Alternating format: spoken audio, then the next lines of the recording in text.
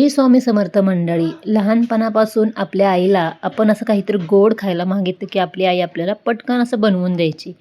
पण आता सध्या आपल्या लहान मुलांना किंवा आपल्या घरातल्या मोठ्या मुलांनासुद्धा काहीतरी गोड खायची इच्छा असते किंवा चहा बिस्किट मागतात. चहा चपाती सकाळ सकाळ त्यांना नाश्त्याला पाहिजे असते.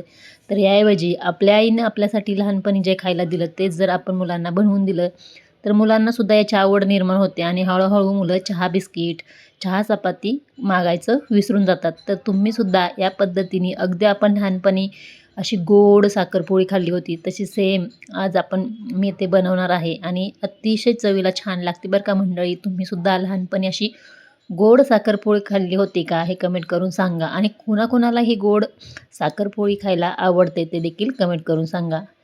तर मस्त मी ही साखर याच्यामध्ये भरून लाटून घेतली दोन्ही बाजूनी आणि तव्यात विशेष म्हणजे मी तूप घातलं होतं आणि तूप छान सगळ्याकडनं पसरून घेतलं आणि दोन्ही बाजूनी ही पोळी छान अशी खरपूस भाजून घ्यायची म्हणजे थोडीशी कडक करायची.